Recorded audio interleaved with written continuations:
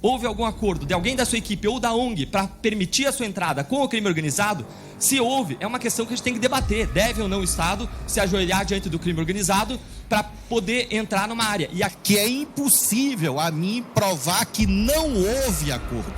É ônus do senhor e de todos que propagam esta leviandade provar que eu fiz acordo com bandido. Nunca fiz, nunca farei, e a minha vida é limpa e eu não tenho nenhuma condenação. Ele pode vir buscar, tem 4 tabletes. Enfiar um no nariz, um na boca, um no ouvido e outro naquele outro orifício que ele deve saber. Agradecer a explicação técnica que o senhor fez na visita anterior sobre as prioridades do Ministério.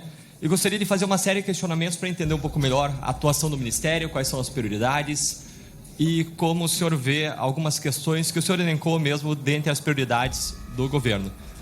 O tempo, excelência, é 3 minutos mesmo? Isso. 3 minutos, com depois 1 minuto para réplica. Obrigado. Então, eu vou ser muito rápido. Primeiro, eu fiquei surpreso por não ver, dentre as prioridades do governo, o combate à corrupção. Ainda que existam várias pessoas que tenham sido investigadas, processadas ou até condenadas por crimes de corrupção no governo, eu acredito que isso não deva ser um tabu. Precisa ser tratado como uma prioridade de Estado, não de governo. Em segundo lugar, prisão em segunda instância é algo essencial para o funcionamento da justiça, porque isso não está dentre as prioridades do governo, a sociedade clama por justiça. Em terceiro lugar, fim do foro privilegiado. A gente jamais vai ter igualdade perante a lei, quanto mais de 57 mil pessoas têm foro privilegiado. Em quarto lugar, competência da justiça eleitoral para investigar e processar a corrupção política. Eu desconheço um caso em que a pessoa foi para a cadeia condenada pela justiça eleitoral. Ela não é uma justiça vocacionada para isso. Não é uma crítica à justiça eleitoral, é sim uma análise de perfil institucional. Nós precisamos acabar com a competência criminal da justiça eleitoral. Em quinto lugar, governança e compliance.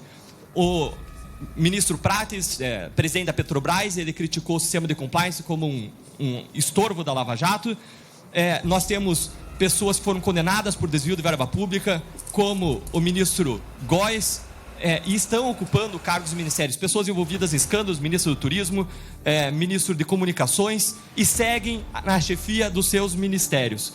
Quando jamais uma empresa que preza por sua reputação, que preza por boa governança, faria isso? O senhor mesmo, no seu rede social, o senhor criticou o orçamento secreto como o maior escândalo de corrupção da face da terra. Hoje o governo está implementando orçamento secreto versão 2, por meio de RP2, não mais RP9, mas adotando a mesma prática que o senhor criticou. Indulto. Os decretos de indulto do PT sempre perdoaram 2/3 da pena de ladrões e assassinos. Essa prática vai ser mantida ou vai ser extirpada? Que alimenta a criminalidade. E eu gostaria também de saber quais são as prioridades para redução, medidas concretas, para mapeamento, diagnóstico e redução de homicídios. Temos aí cerca de 40 mil homicídios por ano, algo digno de uma guerra, e nós precisamos saber quais são as medidas concretas para diagnóstico, primeiro diagnóstico e em seguida para encaminhar isso. Fake news. O projeto de fake news encaminhado pelo governo, embora fosse uma prioridade do governo, tem uma série de medidas que acabam, infelizmente, censurando. Sou a favor da regulamentação da mídia, essa é uma das prioridades do Ministério da Justiça, por isso eu trago isso. E nós precisamos sim avançar para a regulamentação de rede social, para evitar comportamentos ilegais, mas sem interferir na liberdade individual para comentários, para exercício da livre expressão. Imunidade parlamentar. É importante que os parlamentares possam expressar a sua opinião, e eu queria questionar especificamente em relação a uma representação que o senhor fez para a PGR, em que o senhor apontou minha suposta incidência em fake news. Senhor ministro, quando o senhor foi à favela da Maré, vários especialistas falaram: não tem como entrar lá sem um grande aparato e preparado para a guerra. Mas o senhor entrou sem confronto. E eu prestei atenção em todas as respostas que o senhor deu na sua vinda aqui. E a minha questão é muito objetiva e simples. Eu gostaria de uma resposta muito objetiva e simples. Houve algum acordo, direto ou indireto, do senhor ou da sua equipe, com lideranças do crime organizado, para facilitar ou permitir a sua entrada? Porque, segundo vários especialistas, seria impossível a sua entrada sem isso. A questão é sim ou não. Houve algum acordo de alguém da sua equipe ou da ONG para permitir a sua entrada com o crime organizado? Se houve, é uma questão que a gente tem que debater. Deve ou não o Estado se ajoelhar diante do crime organizado para poder entrar numa área? E aqui não é criminalização das pessoas da favela. Pelo contrário, eles são vítimas de crimes. Eu não confundo bandidos e vítimas. Eles são vítimas, não criminosos. Para concluir.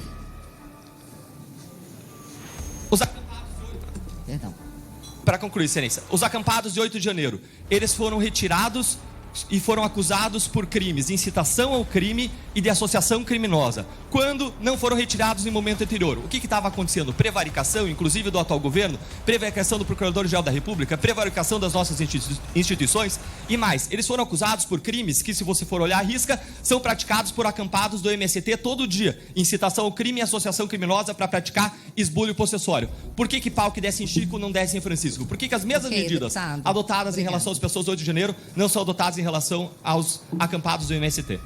Presidente, esperamos que a senhora tenha a mesma tolerância em relação aos demais com o tempo. Ele falou o dobro do tempo que estava previsto para ele. Por gentileza, a maioria grande parte dos autores não esteve presente, então eu flexibilizei um tempo para os autores poderem fazer o requerimento, porque, como eu falei, alguns deles estão em missão oficial, outros estão em lua de mel. Então, eu estou flexibilizando, mas pode deixar que eu vou conduzir aqui a sessão para buscar um pouco de equilíbrio no ambiente.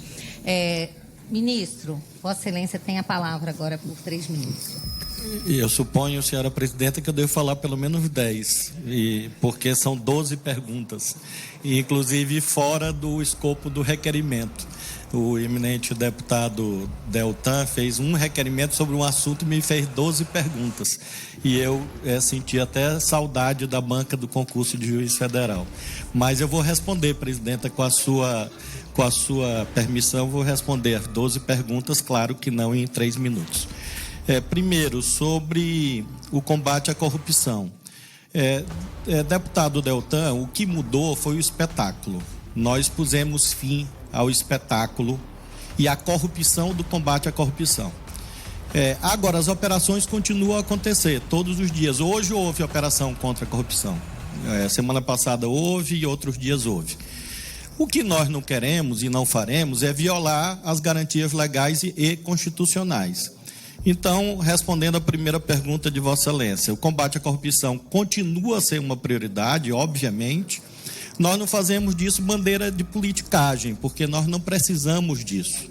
Nós temos um governo com projeto, com propostas, com ideias, e por isso nós respeitamos o devido processo legal.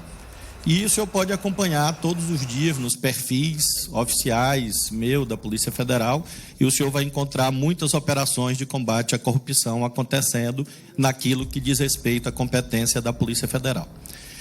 O segundo tema, sobre prisão em segunda instância. O senhor deve lembrar que há uma garantia constitucional, que serve também para responder uma outra pergunta do senhor, atinente à chamada presunção de inocência. Eu sei que o senhor tem uma posição contrária à Constituição. Ora, o senhor é deputado, o senhor discorda da Constituição. Se o senhor discorda da Constituição, é claro que o senhor pode fazer uma proposta de emenda à Constituição. E certamente o senhor não imagina que o ministro da Justiça vai passar por cima da Constituição e revogar uma decisão do Supremo Tribunal Federal. Então, realmente não é um tema que esteja atinente ao Ministério da Justiça, e sim ao próprio Congresso Nacional, que, se entender por 3/5 que as pessoas podem ser presas sem o trânsito em julgado, que assim vote a emenda e assim, com isto, nós tenhamos isso que o senhor defende. Mas não é a posição do Supremo e nem é a posição da Constituição. Do mesmo modo, em relação a foro privilegiado. O senhor, como deputado federal, tem foro prerrogativa de função. Todos aqui têm. E é claro que isso está na Constituição, no caso de Vossa Excelência, no artigo 102 da Constituição. Então, não é um tema também que nós possamos, no Ministério da Justiça, mudar a Constituição. Quem muda a Constituição é o Congresso. E claro que o senhor pode discutir isso nas casas parlamentares e encontrar alguma medida que o senhor ache mais justa em relação a esse tema. A quarta pergunta sobre a Justiça Eleitoral. Deputado, eu quero me solidarizar com a Justiça Eleitoral brasileira. É uma justiça que tem, como o senhor sabe, 91 anos. É uma justiça que prestou já relevantes serviços ao país. Recentemente, nós vimos a força da Justiça Eleitoral garantindo eleições democráticas. Com a sua crítica atinente ao mau funcionamento da Justiça Eleitoral, eu acho o contrário. Acho que a Justiça Eleitoral é um bom ramo do Poder Judiciário e quero consignar a minha solidariedade a todos os juízes que prestam a jurisdição eleitoral. Sobre a quinta pergunta do senhor sobre governança e compliance. São leis que estão postas, É claro que o senhor relacionou governança e compliance com condenações criminais. Volto a frisar ao senhor que condenações sem trânsito julgado não infirmam a presunção de não culpabilidade ou a presunção de inocência. E por isso mesmo, o nosso governo segue estritamente a lei. Isso eu afirmo ao senhor, que todas as pessoas investidas em cargos públicos o foram com preenchimento das condições legais, inclusive outros colegas de governo que foram indevidamente mencionados por Vossa Excelência. Sexto, sobre orçamento secreto. Esse é um tema também do parlamento. Nós tivemos uma votação no Supremo, houve uma votação no Congresso, e eu desconheço nesse momento a existência de orçamento secreto. Eu acho que é um tema que o senhor deve apresentar à Comissão Mista de Orçamento, lembrando que o Ministério da Justiça e Segurança Pública não é responsável pela gestão orçamentária do país. Mas se o senhor acha que tem orçamento secreto, eu sugiro ao senhor que vá ao plenário, a esta comissão ou à Comissão Mista de Orçamento e apresente os requerimentos que o senhor achar cabíveis. Sobre decretos de indulto, nós não cuidamos ainda de nenhum decreto de indulto nesse governo. Nós temos uma recomposição do CNPCP, o Conselho Nacional de Política Criminal e Penitenciária, e nós vamos ter o máximo cuidado. Por exemplo, o governo passado editou um decreto de indulto para uma pessoa. Nós temos uma demanda no Supremo, inclusive ex-integrantes dessa casa. Nós temos um debate no Supremo sobre se pode haver indulto com desvio de finalidade. Nós consideramos que não. Os indultos têm que ser de acordo com a Lei 7.210, a Lei de Execução Penal. Então, afirmo ao senhor que a lei vai ser cumprida em relação aos decretos de indulto. Infelizmente, não foram no governo passado, como nós vimos nesse caso a que fiz alusão. Sobre a 8ª pergunta, homicídios. Homicídios, deputado Deltan, depende, por exemplo, da apreensão de armas de fogo ilegais. É uma das nossas lutas, porque o armamentismo mata. Nós temos o caso de Sinop, por exemplo, como uma referência, tráfico de armas, todos os dias a apreensão de armas ilegais. Então, esse é um pilar de uma estratégia séria, sustentável de redução de homicídios. Além disso, nós estamos fortalecendo as operações de segurança pública. Para o senhor ter uma ideia, quando nós chegamos ao Ministério da Justiça, nós tínhamos 3 bilhões e 400 milhões de reais parados no Ministério da Justiça, uma irresponsabilidade gerencial. Nós estamos agilizando esses repasses aos estados e isso também significa fortalecimento da segurança pública.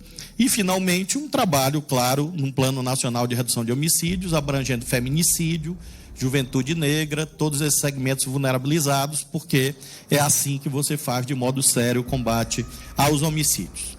A 9ª pergunta sobre fake news. Está aqui o eminente deputado Orlando Silva, quero homenageá-lo pelo trabalho grandioso que tem feito na tentativa de formar a maioria em torno de uma lei que é uma exigência constitucional.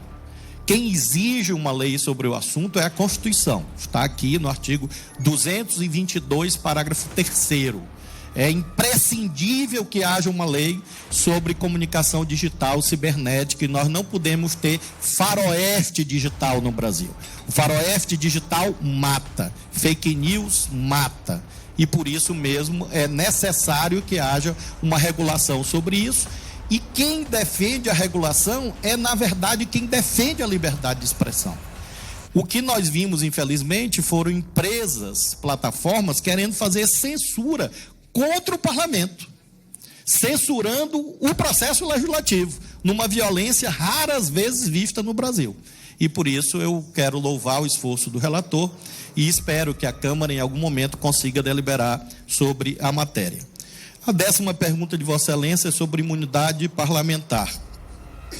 A imunidade parlamentar é garantida na Constituição, porém, obviamente, ela não é absoluta. Como o senhor sabe, há muitos precedentes do Supremo nessa direção.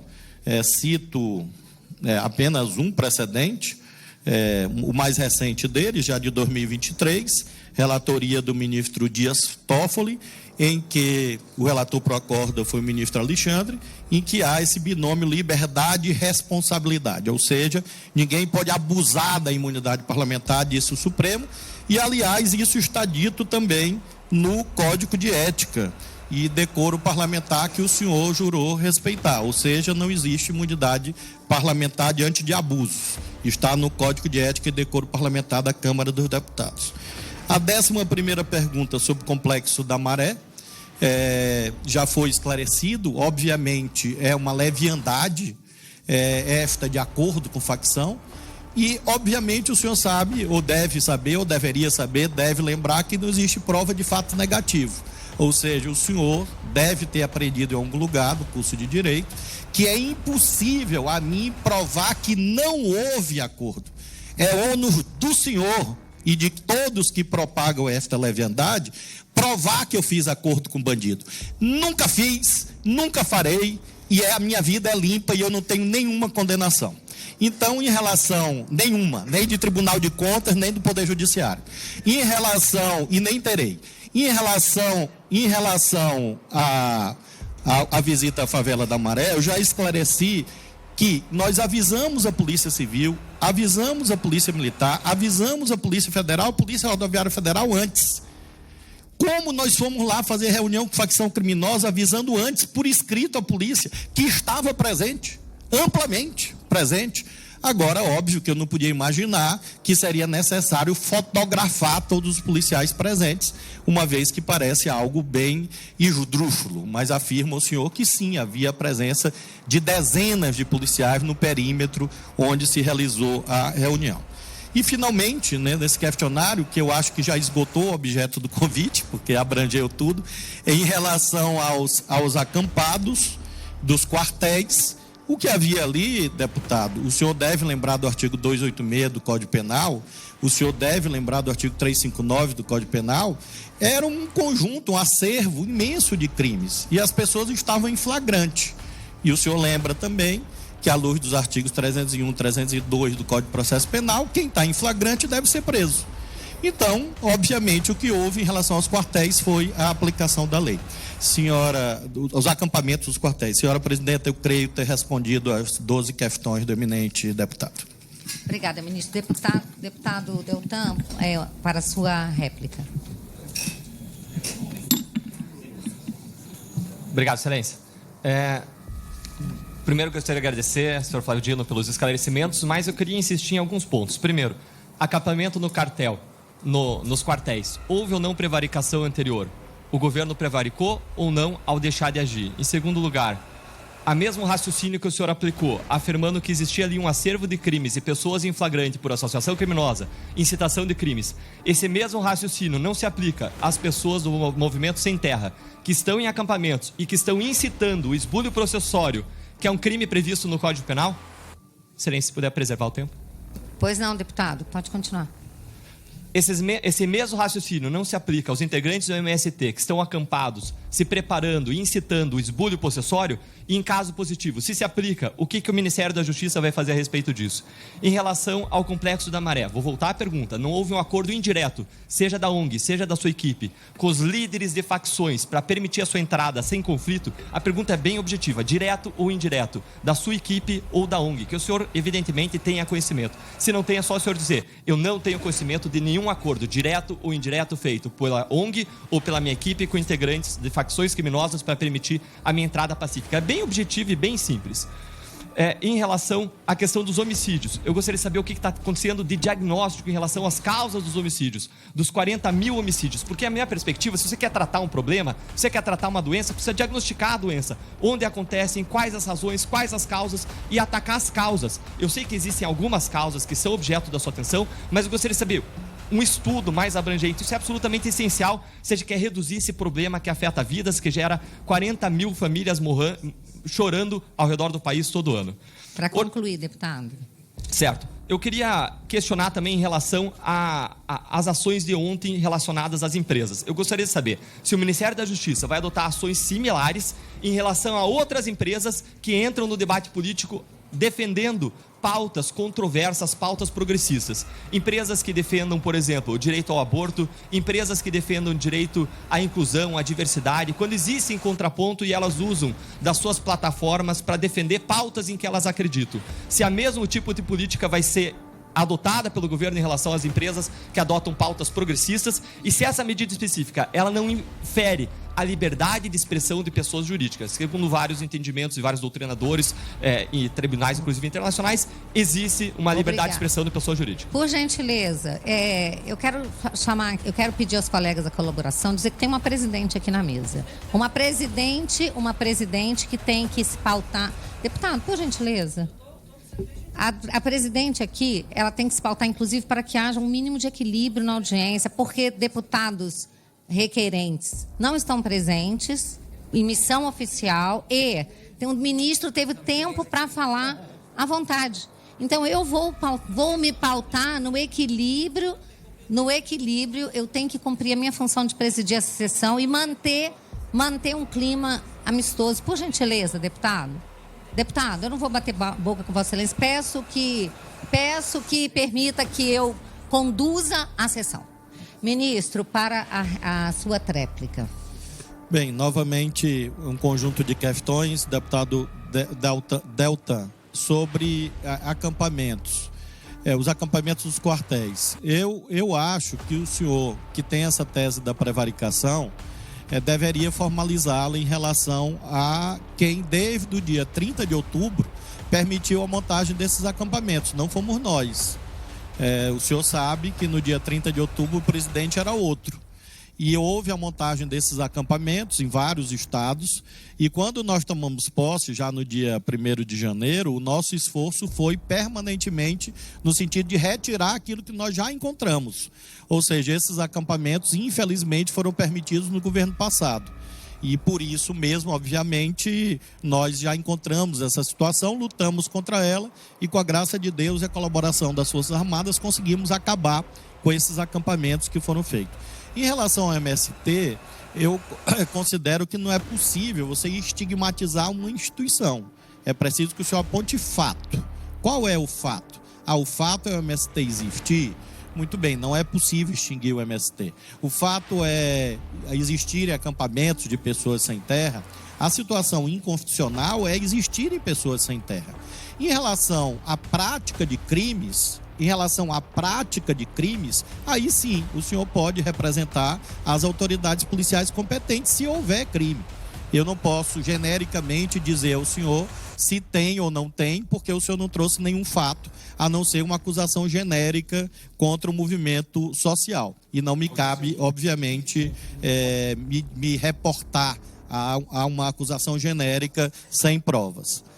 Sobre Complexo da Maré, o senhor insiste em perguntar se houve acordo. Eu já disse ao senhor que eu não fiz acordo, não participo de acordo, não tenho condenação criminal, não tenho condenação em Tribunal de Contas. Sou uma pessoa de ficha limpa, 100% ficha limpa, e obviamente não concordo com a estigmatização dos mais pobres.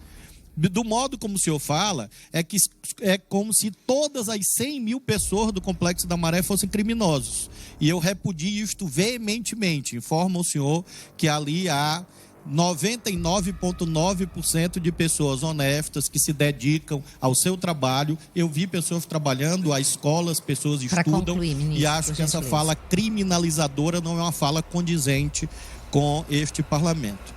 Obrigada, ministro. Presidenta, eu queria perguntar se eu respondo ou não. Não, já está respondido, né? Eu creio que eu dei bastante. Faltam 2 perguntas, deputado. Então, eu achei que essa fosse a última. Então, o ministro pode responder. Só peço que não se alongue demais o tempo, porque eu estou dando flexibilidade tanto ao requerente como à Vossa Excelência. Eu vou pedir a Vossa Excelência, então, que seja uma pergunta por vez, porque eu não tenho como responder 12 perguntas em 2 minutos. Não, mas Vossa Excelência está tendo bem mais... Já que eu pressuponho que eu fui aqui convidado para responder as perguntas. Sim, ministro, Vossa Excelência está tendo bastante tempo para responder. Então, para responder ao deputado Dallagnol, sobre... Ai, meu Deus, agora... sobre fake news. O senhor pergunta sobre empresa, sobre a decisão, enfim. Eu convido o senhor a ler a decisão, porque eu acho que lendo a decisão o senhor vai ter a resposta à sua dúvida. Nenhuma empresa foi advertida, punida, foi objeto de uma decisão cautelar da Secretaria Nacional do Consumidor por posição política. Não está dito isso na decisão. Por isso, é importante ler a decisão para poder criticá-la. O que está escrito lá é a aplicação do Código de Defesa do Consumidor na parte que versa sobre publicidade. publicidade enganosa, publicidade abusiva e publicidade cifrada, que é uma forma de publicidade enganosa. O que houve, inclusive, é que a empresa retirou o link do ar enquanto eu dava a entrevista, porque resolveu tirar, porque nós nem determinamos que tirasse. O que nós determinamos é que houvesse a chamada contrapropaganda, que está na Lei 8.078. Ou seja, assim como eles achavam que deveriam fazer uma publicidade cifrada contra o projeto-lei das fake news, o que é que nós exigimos? Primeiro, que eles dissessem que era publicidade, porque era publicidade. Já que eles não são meio de comunicação, não fazem editorial, era publicidade. Então, nós exigimos que eles identificassem que era publicidade, e nós exigimos que houvesse a contrapropaganda no mesmo espaço. Então não houve nenhum tipo de cerceamento à liberdade de expressão, nada desse tipo. Obviamente é que a lei tem que ser cumprida e é papel do Ministério da Justiça garanti-la. Creio, senhora presidenta, que respondi, ou pelo menos tentei responder as perguntas.